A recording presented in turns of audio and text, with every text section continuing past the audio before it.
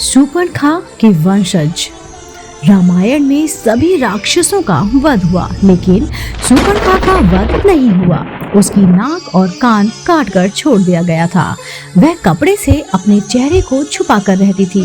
रावण के मर जाने के बाद वह अपने पति के साथ शुक्राचार्य के पास गई और जंगल में उन्होंने आश्रम में रहने लगी। राक्षसों का वंश खत्म ना हो इसलिए शुक्राचार्य ने शिव की आराधना की। शिव ने अपना स्वरूप शिवलिंग शुक्राचार्य को देकर कहा कि जिस दिन कोई वैष्णव इस पर गंगा जल चढ़ा देगा उसी दिन राक्षसों का विनाश हो जाएगा। उस आत्मलिंग को शुक्राचार्य ने वैष्णव मतलब हिंदुओं से दूर रेगिस्तान में स्थापित किया, जो आज अरब में मक्का मदीना है। शूर्पणखा जो उस समय चेहरा ढककर रहती थी, वो परंपरा को उनके बच्चों ने पूरा निभाया। आज भी मुस्लिम औरतें चेहरा ढककर रहती हैं। शूर्पणखा के वंश आज मुसलमान कहलाए जाते हैं क्योंकि शुक्राचार्य ने उनको जीवन दान दिया, इसलिए वे शुक्रवार को विशेष महत्व देते हैं। पूरी जानकारी तथ्यों पर आधारित सच है। चलिए जानते हैं, जानिए इस्लाम कैसे पैदा हुआ।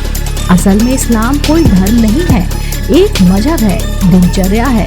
महजब का मतलब अपने कबीलों के गिरोह को बढ़ाना।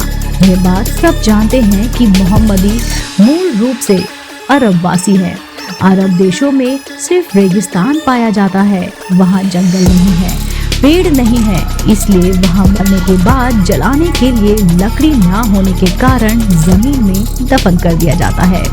रेगिस्तान में हरियाली नहीं होती, ऐसे में रेगिस्तान में हरा चटक रंग देखकर इंसान जला आता है कि सूचक का काम करता है।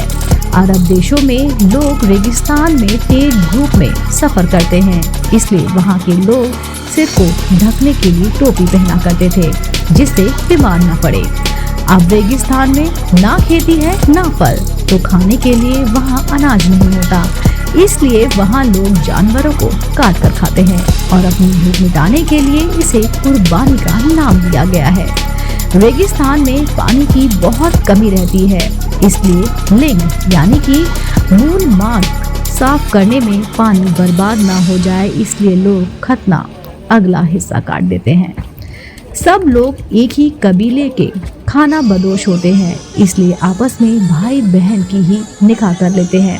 रेगिस्तान में मूर्ति बनाने को मिट्टी मिलती नहीं थी, इसलिए मूर्ति पूजा नहीं करते।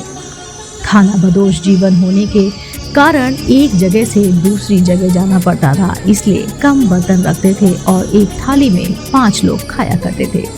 कबीले की अधिक से अधिक संख्या बढ़े, इसलिए हर एक को 4 बीवी रखने की इजाजत थी। इस्लाम कोई धर्म नहीं, मात्र एक कबीला है और इसके नियम असल में इसकी दिनचर्या है। इस्लाम की सच्चाई अजमेर के ख्वाजा मुनिसुद्दीन चिश्ती को 19 लाख हिंदुओं को इस्लाम में लाने का गौरव प्राप्त है।